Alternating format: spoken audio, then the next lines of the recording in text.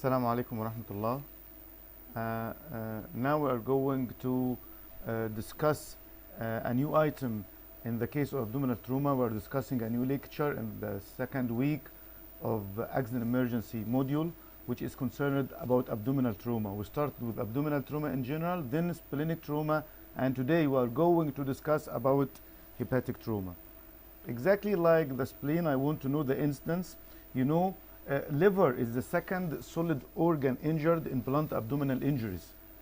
In pullet, small intestine is the most common. In blunt abdominal trauma, spleen is the most common, then the liver. Usually, liver trauma is associated with rib, pleura, and colonic injury. Before we discuss liver trauma in more details, I want you to revise the anatomy of the liver. We have something called the surgical anatomy of the liver.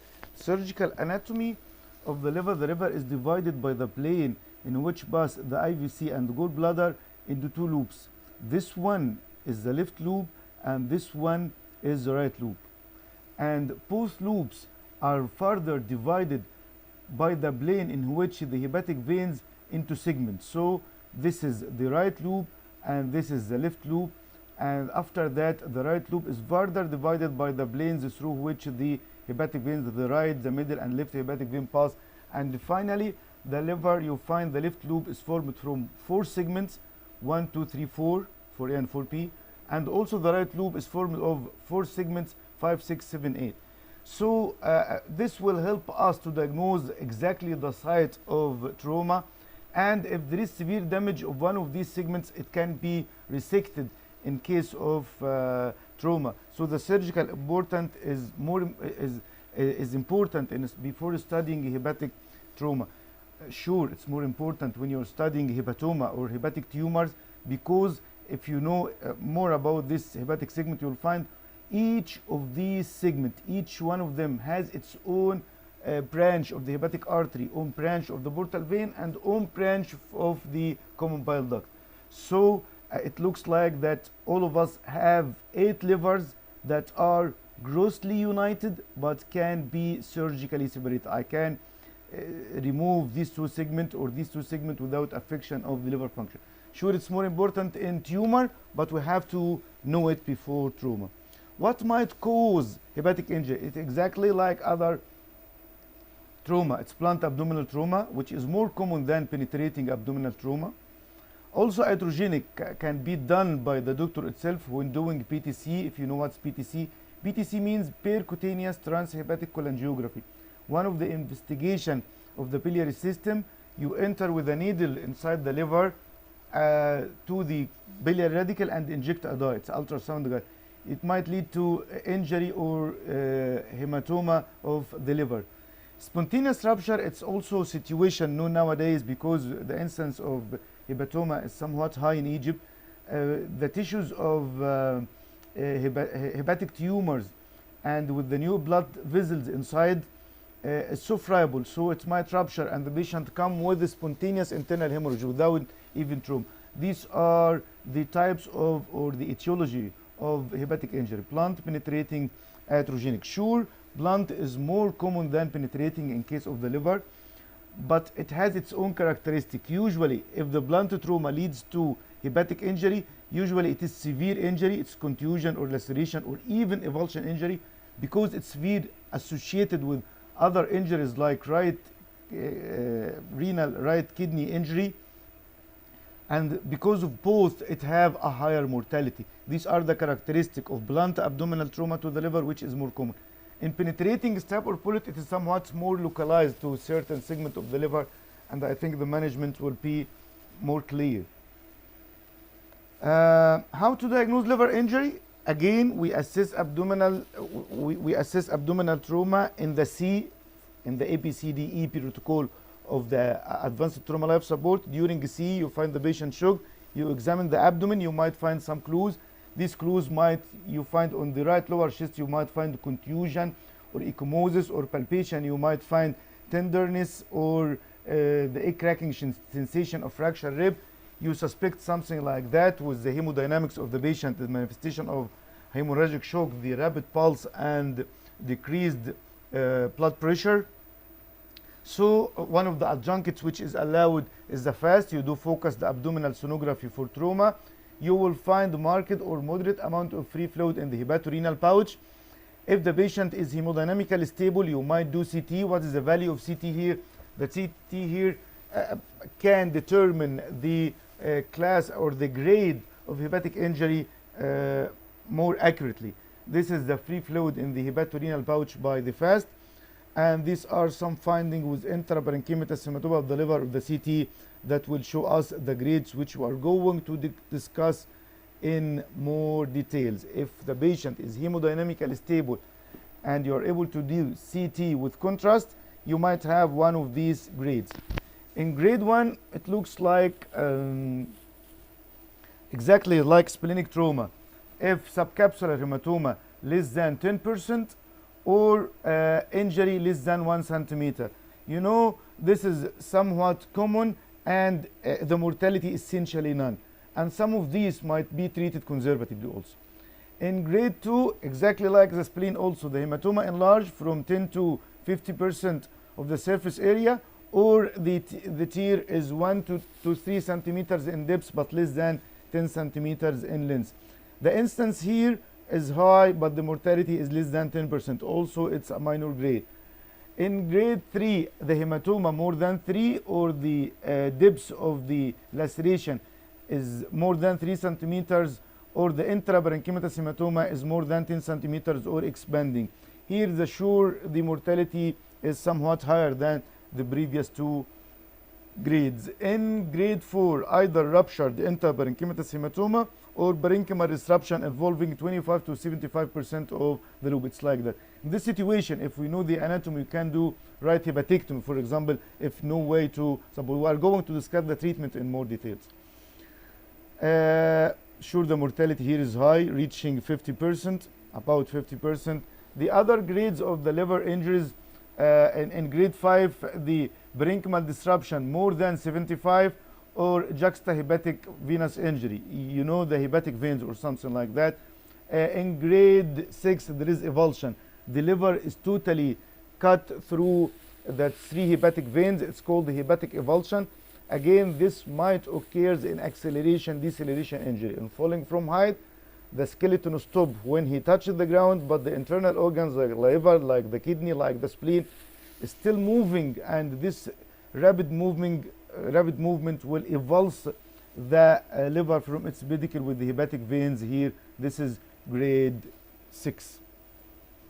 Rare incidence, and the mortality almost 100%. So we know what are the types of hepatic injury, blunt penetrating, which is common, what's the character of each, and after that how to diagnose, starting from the assessment of blood pressure, pulse, and the adjuncts, fast or a CT if the patient is hemodynamically stable. If he is stable, we know the grade. Now we are going to manage. The management exactly same protocol like the management of splenic injury, but the main difference, we cannot do total hepatectomy. We might do segmental or right lobectomy, left lobectomy, something like that. So the management of liver injury starts as usual with the ABC. The airway must be patent, breathing must be okay, and during C I have to resuscitate, and with resuscitation I have to control the bleeding. So initial assessment, we resuscitation. After resuscitation, we might have one of two options. Either the patient is hemodynamically stable, and in this situation we might ask for CT with contrast, and CT will help us to know exactly the grade, and according to the grade I will decide what to do. But unfortunately, in many cases, you will, especially in blunt abdominal trauma, you might find the patient is hemodynamically unstable. And if the situation like that, I'm going directly to the operating room, and I have to do generous exploratory midline incision, and I'm going to tell you after exploring the abdomen what's the possible solutions. So, according to the patient hemodynamically stable or unstable, we might decide. If the patient is hemodynamically stable, I might conserve for a while, but during conservation, if any of these factors, one of these factors happen, I have to stop my conservation and start surgical treatment. For example, the patient becomes hemodynamically unstable again, after being stable becomes unstable. How is that? That means there is ongoing blood loss, like the present in the second item, or the development of the signs of generalized peritonitis. We told you in hepatic injury there might be associated colonic injury. In this situation, the patient might develop peritonitis. So I'm going to manage both the hepatic injury and the colonic injury, for example, like that. But if the patient is hemodynamically unstable, or stable and need exploration, if you explore, how are you going to explore? I'm going to explore through midline, and it must be general excision. And after explore, I do packing, I explore the whole abdomen, I absorb the blood, and my main aim is to arrest the bleeding, to be able to good assessment of the liver situation and do the best. How you are going to arrest the bleeding from the liver? These are 3 techniques. You have to know the 3 of them. One of them is temporary packing. You might do packing like that. Another one, you do wrapping. The third one, you might do Pringles maneuver. What is this Pringles maneuver? Pringles maneuver, you use this, what we call vascular clamp. This vascular clamp is not artery forceps, or you might use this Satanisky arterial clamp also. Both, they occlude the lumen without damaging the intima. So you apply them like that on the free border of lesser omentum, so you occlude the 3 structures present here. You remember what are the 3 structures present here? Yeah, exactly. There is the hepatic artery, the portal vein, and the common bile duct. You occlude them so the bleeding totally stops, so you can explore the wound and you can control the bleeding better. If you do this Pringles maneuver and there is still bleeding from the liver injury, that means the bleeding comes from the IVC or the hepatic veins. Back to the previous slide. So we do exploratory incision through the midline, and after that we do either temporary backing, we do, if not succeed, we do Pringles maneuver by placing and clamp across the foramen of Winslow over the free border of lesser omentum. If there is still bleeding, we consider the hepatic vein injury. After that, we explore exactly the wound of the liver. We can ligate the damaged vessel. We might do lupectomy. If we fail finally, we are not going only do temporary backing. We do firm backing and close the abdomen for re-exploration or secondary look after 24 hours. This is one of the methods of damage control surgery which we are going to discuss by the end of this week. Damage control, I'm not able to control the bleeding, so I put packing and they transfer the patient to the ICU for 24 hours, and when he becomes hemodynamically stable, I bring him back to the OR, remove the bags, and try to control. I'm going to show you some diagrams for this maneuver. Here is the temporary backing. You put the towels like that between the liver and diaphragm. This is temporary. If the bleeding stops, you remove the bag very slowly to explore the wound, trying to ligate the vessels. One of the methods is to do wrapping with mesh like that. Another is to Pringles maneuver, and we discuss this. If the bleeding stops, again, this is how. If the bleeding stops, you might open the wound like that and ligate any cut vessels or any cut blood bile ducts. You ligate them before you suture the liver, because if you suture without ligation, it will be intobronchiectasis hematoma, might be rupture later on or secondary infected or something like that. And you may put an omentum flap before suturing the liver like that. Again, as I told you, if there is a step incision, before suturing, I can ligate any injured vessels inside this injury. If there is diffuse parenchymatous injury and I'm not able to control bleeding, I do this packing of the liver and close the abdomen, what we call damage control. I control the damage. I do not treat the trauma, but I control the damage, transfer the patient to ICU. After he becomes stable, back to the theater and remove the bag and try to control. The main disadvantage of this backing is sure infection, because you leave these bags 24 hours in the abdomen of the patient. This is a picture of diffuse parenchymatous injury, which is difficult to control, and this is how we do permanent backing.